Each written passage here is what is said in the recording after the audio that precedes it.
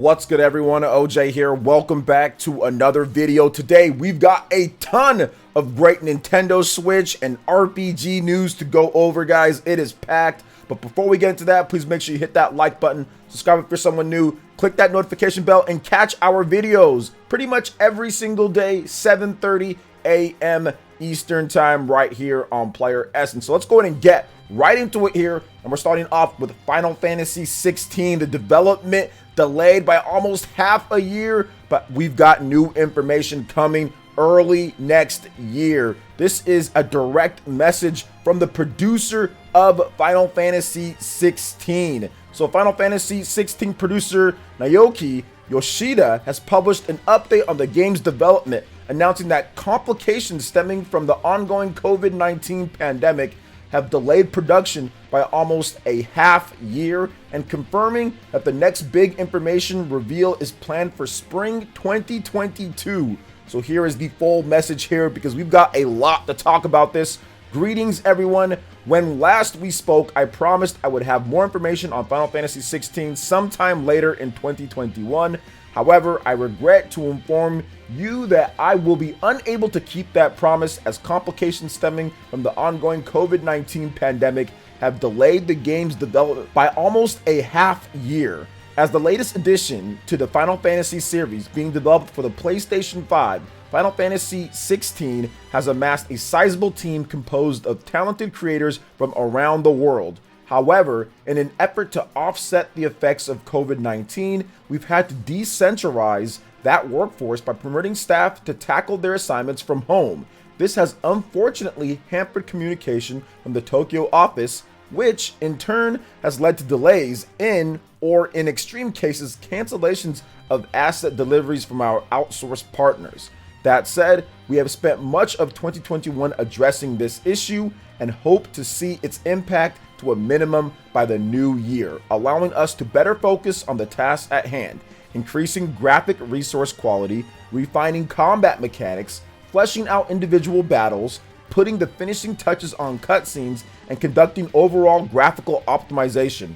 Our primary goal now is to be as hands-on with the game as possible in order to see it fully polished. So that leaves us with the question, when can we expect the next round of information? Well, I am happy to announce the current plan is to conduct our next big reveal in spring 2022, as we seek to build excitement leading up to the game's eventual release.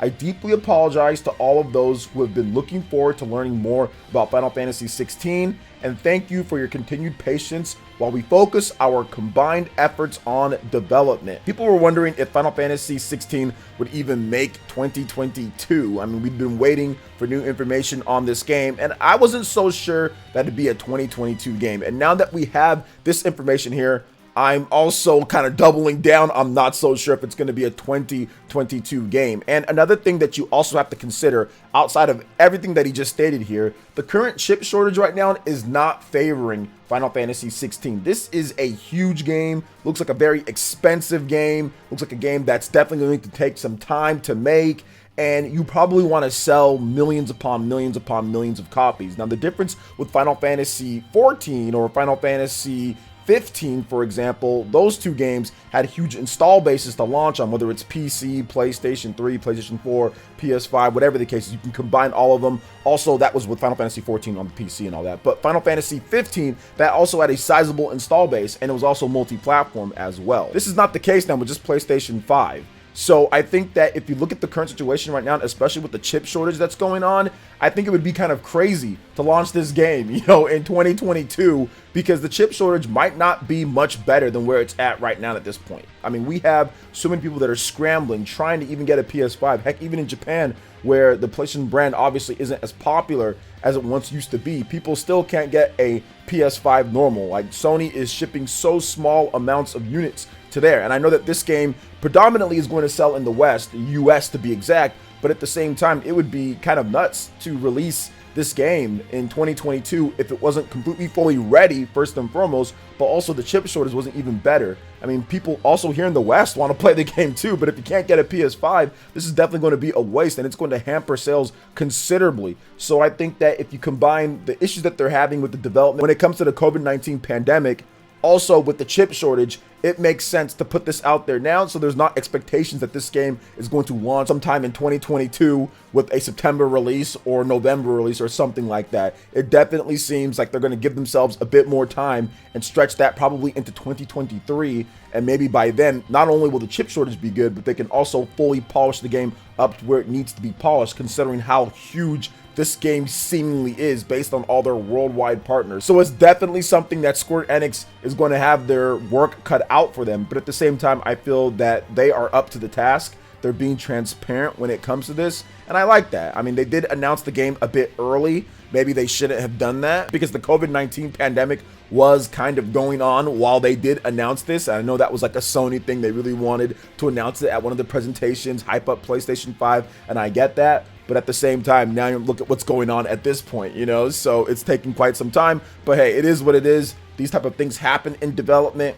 And I think that Square Enix and also Sony, they're going to make sure that they see this development through and they get a really high quality game out once it does finally release at some point. Maybe they do a miracle and it gets it into 2022, but I highly doubt it now at this point. So what are your thoughts on Final Fantasy 16, the development that's going on here, the delay that's happened, and also what they're planning on doing with the game and the polish? Let me know your thoughts in the comment section below. All right, and moving on to the next topic here, Monster Hunter Rise Sunbreak. The official Monster Hunter account has actually teased fans on when we're going to be able to get the next bit of information on this because they haven't announced too much for it. So on Twitter recently, here's what the official Monster Hunter account had to say. Hunters, we know you're itching for more #Sunbreak news. ...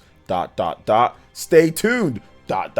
Spring 2022. So very interesting there to see spring 2022 for the next bit of information on Monster Hunter Rise Sunbreak expansion. Now, for those who don't know, the Sunbreak expansion is an actual add-on to the original Monster Hunter Rise. Now, it's not something that you can play individually. This one, you have to have Monster Hunter Rise in order to play Sunbreak. Now, the news is coming in spring 2022. The game or the expansion is releasing in summer of 2022. So I know what they want to do. They're going to blitz us with some information, and then they're going to release it and all the hype right there into summer. So I'm guessing if it's spring 2022 for the next bit of information, then it's probably going to release sometime early in the summer. I'm guessing that's going to be like June or July for Sunbreak DLC for Monster Hunter Rise, which I've got to sharpen up my skills, man, because I haven't picked up Monster Hunter Rise in quite some time. But by far, Monster Hunter Rise is my favorite Monster Hunter game,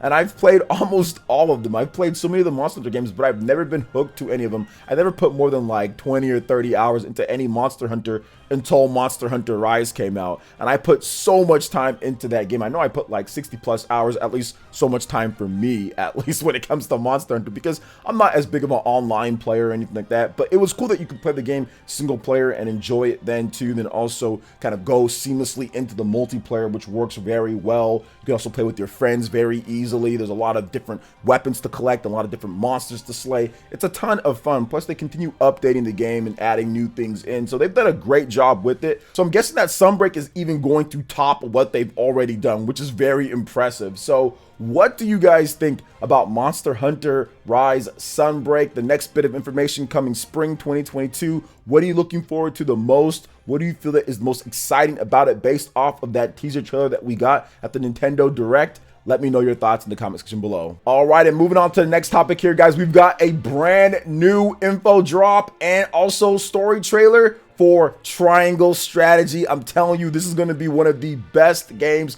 of 2022. Do not sleep on this game because there's so many big games coming out next year, 2022, that some might overlook this. But those who know the HD 2D, those who know Square Enix and their AA type of games, I know a lot of you guys are looking forward to this one. So Triangle Strategy, character and story trailer number 2, Frederica Ace Frost, and I probably butchered her name when it comes down to it. So publisher Square Enix and developer ArtDink have released the second character and story trailer for strategy RPG Triangle Strategy, which introduces Frederica Ace Frost, the crown princess of the Ace Frost Kingdom. If you missed it, the first character trailer, which we did talk about here, Roland Glenbrook, Triangle Strategy is due out for the Nintendo Switch on March 4th, 2022. One of the bigger games for the Nintendo Switch as an exclusive in the first quarter of 2022. You guys are checking out this trailer as well. And one thing that really kind of grips me with this game and everything, when they show off these trailers,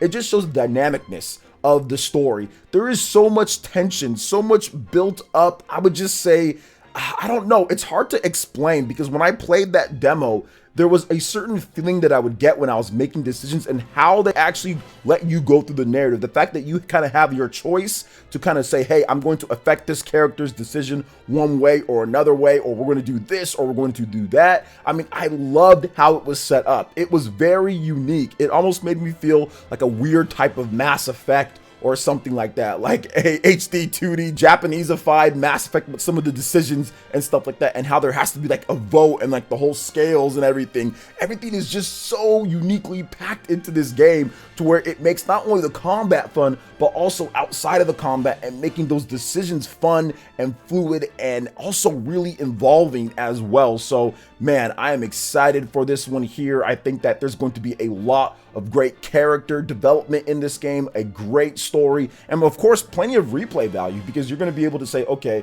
this route I went this way, now this time I'm going to go this way with a certain decision. So looking forward to seeing this as well. And this story is dark, man. Like, people are getting bodied all over the place. I mean, you can hold the decisions in your own hands. Like, it's a very dark and wicked type of story with the certain types of people in here. So it's definitely going to be a desperate situation for a lot of these characters, and I cannot wait to navigate what to do, what is right, what's wrong, what else is there to explore in this game with the story. So looking forward to it quite a bit. So what are your thoughts on Triangle Strategy, this new character story trailer? Square Enix is definitely taking up the marketing here. Let me know your thoughts in the comment section below. All right, and moving on to the next topic here. Did ATLUS just once again tease more Persona ports to the current systems?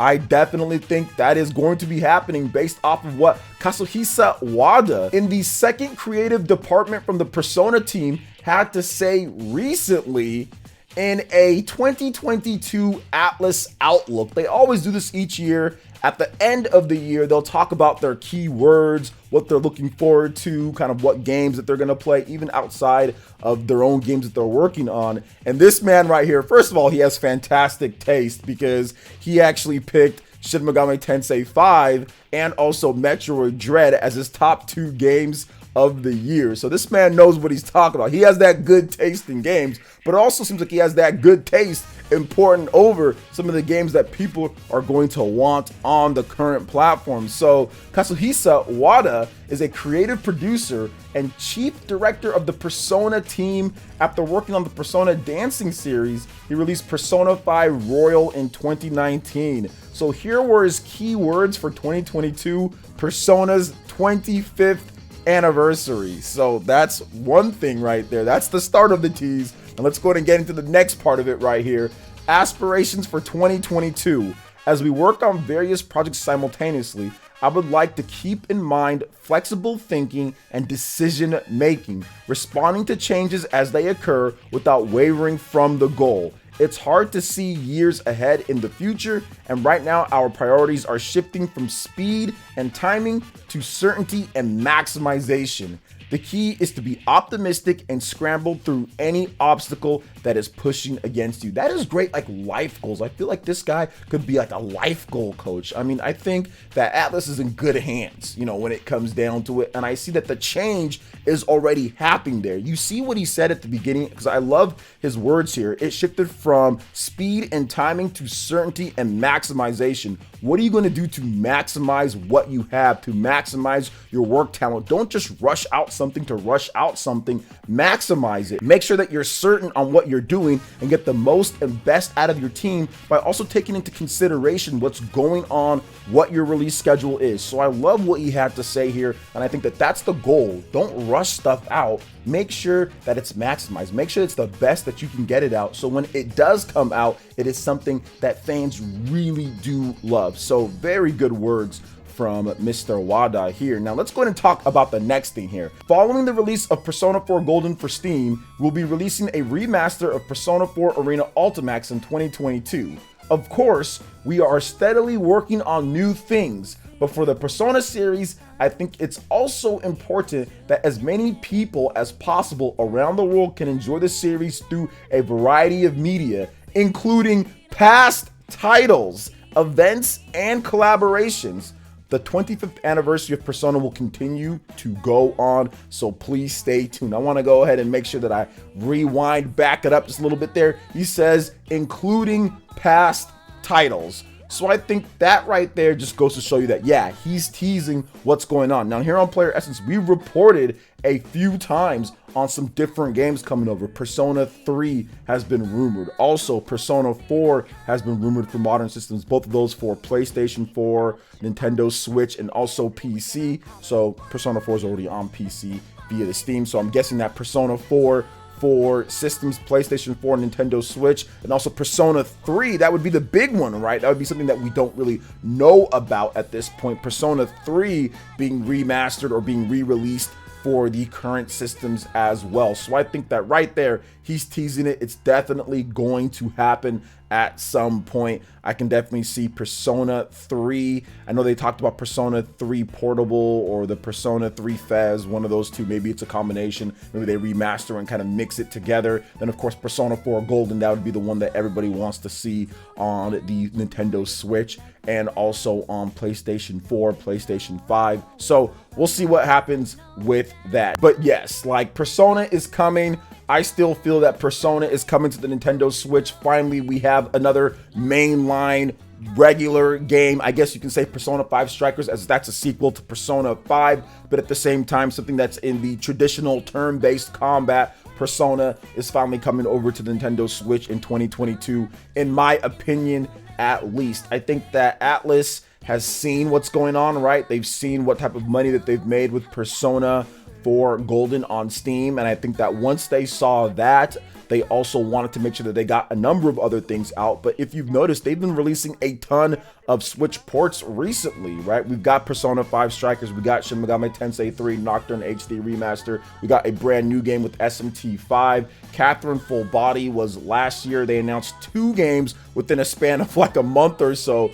with 13 Sentinels for the Nintendo Switch, then also Persona 4 Arena Ultimax as well. So they're definitely loading up, gearing up, getting everything ready, getting those games out in the first quarter of the year or so. Then I think the second quarter and also for the rest of the year, that is Persona 3, Persona 4 time. But we'll see what they announce. We'll see how it goes. And I think that it's going to be very fun once they actually get everything going here and how the announcements actually work out. So what are your thoughts on this when it comes to what ATLUS had to say here? What do you feel is going to happen with the Persona series, the 25th anniversary? Let me know your thoughts in the comment section below. All right, and moving on to the final topic here, guys. We actually have a very interesting article about the top 100 games of all time in Japan. Now, I probably will go over this in depth in a live stream just because it's 100 games and everything, but it was interesting because there was over 50,000 Japanese users voting for their favorite console games of all time in a TV Asahi poll. And it was very interesting to see what the top game was. And I'm not going to go over every single game here. I'll have a link for you guys. That will be in the description. You guys can check out all the different games. But I will go over the top 10 with you guys from the bottom to the top here. So starting out at number 10, Super Mario Bros. 3, which I agree, Super Mario Bros. 3 is awesome. Number 9, Final Fantasy X, which is also a very good game. Number 8 is Chrono Trigger, a little bit lower than what I thought. I thought Chrono Trigger would be a little bit higher up on the list, but hey, I'll take an 8. That's a dub at the end of the day. Number 7, Super Smash Bros. Ultimate, which is a very interesting pick as well. I think Smash Ultimate is a phenomenal game though, so not a bad pick. Number 6, Dragon Quest III, The Seeds of Salvation. You guys know Japan and their Dragon Quest. They love Dragon Quest III. By the way, Dragon Quest III, that game's getting remastered in HD 2D. I wonder how big that game is going to be in Japan. Now, number 5, Splatoon 2, which Splatoon is huge in Japan. Here in the West, people be disrespecting Splatoon all the time, disrespecting Splatoon 3, saying, oh, it's not that big of an announcement, although they're going to go out there and buy it. But yeah, Splatoon 2 at number 5. So that just goes to show you how big Splatoon is in Japan with a lot of the core base of gamers out there. This one kind of surprised me, but then again, maybe not considering how well it sold. But Animal Crossing New Horizons in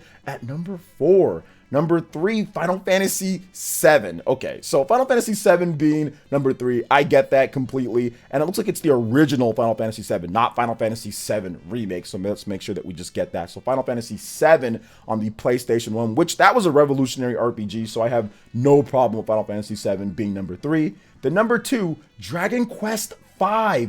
Hand of the Heavenly Blade. Dragon Quest V is such a legendary game in Japan. It's not so much known here, although we have it, right? You can play it and everything, but people here aren't as gung-ho on it. People kind of like more like the Dragon Quest XI. Obviously, that's the most recent, probably the best-selling one here in the West, and also like Dragon Quest VIII and stuff like that. So this one was interesting, but at the same time, it makes sense because Dragon Quest V was just like a huge hit. You know, Dragon Quest III and V in Japan were just so big, so it makes sense there. But number 1, The Legend of Zelda Breath of the Wild in at number 1. Wow, I would have never thought in my whole years that Japan would pick a Zelda game for number 1. I mean, because you have to remember, Zelda is not as popular in Japan as we see it here in the West. It's still popular. There were multiple Zelda games. I mean, Ocarina of Time was number 17 on this list, and I'm pretty sure there's like another Zelda game somewhere. Yeah, the original Legend of Zelda was number 52. So there are multiple Zelda games on this list, right? But at the same time, number 1 for Breath of the Wild. And to be honest, I don't disagree with this because The Legend of Zelda Breath of the Wild for me is one of my favorite games of all time. It just might be. I still have to go back and look at my favorite games of all time and everything, but Breath of the Wild is in my top 3. That game was a revolution for the Nintendo Switch. The Legend of Zelda Breath of the Wild carried the Switch. It literally carried it to relevance and made sure that it was successful no matter what. And it's still a game that sells in the top sales charts, whether it's the MPD, the Japanese sales, no matter what, Breath of the Wild is there. It's just there. And the game is like more than 4 years old at this point. It's incredible, and it lifted the system, it sold the system, and then we know that the Nintendo Switch is right around 100 million units, if not already over there.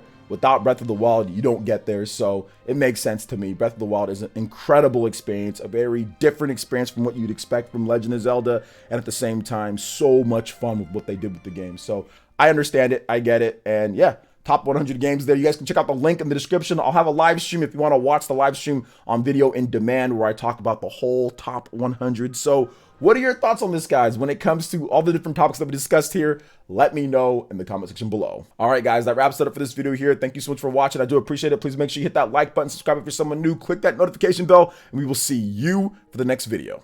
Peace.